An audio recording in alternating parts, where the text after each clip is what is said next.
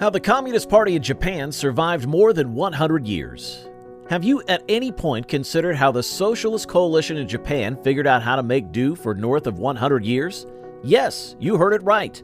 Today we'll be delving into the fascinating story of the Japanese Communist Party and uncovering the secrets behind its endurance throughout the tumultuous decades.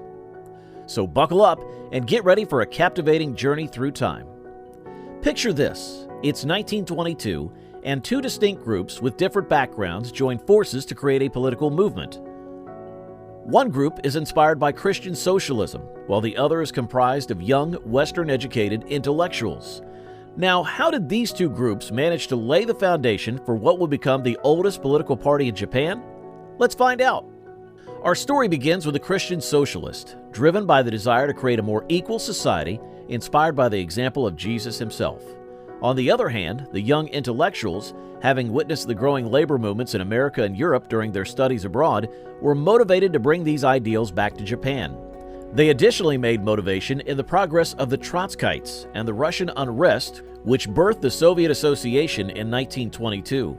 In the short time frame that followed, the Socialist Coalition of Japan was stealthily settled and fully backed by the Socialist Global in Moscow. Nonetheless, because of the way they supported the defeat of the public authority and the expulsion of the sovereign, countless party individuals were put in the slammer for the ensuing 20 years. The Japanese Socialist Coalition was not formally permitted to partake in legislative issues until the year of 1945, when the political detainees held by the American occupation were delivered and the party was given legitimate status.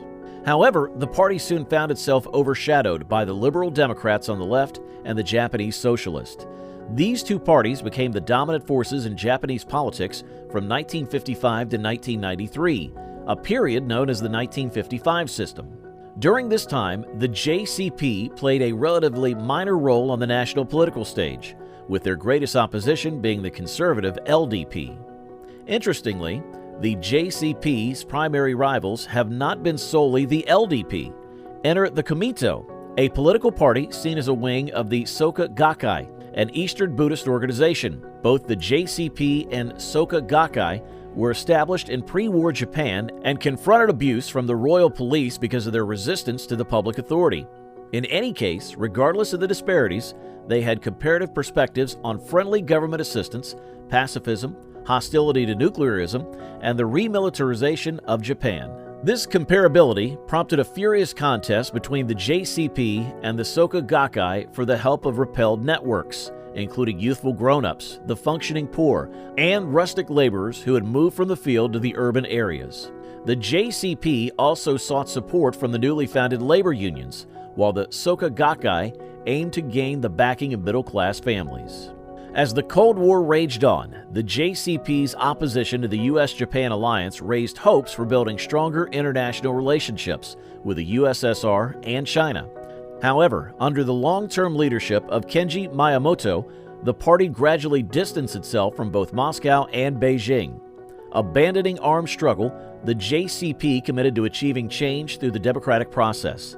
By the 1960s, they saw the Soviet Union and China as increasingly repressive and imperialistic.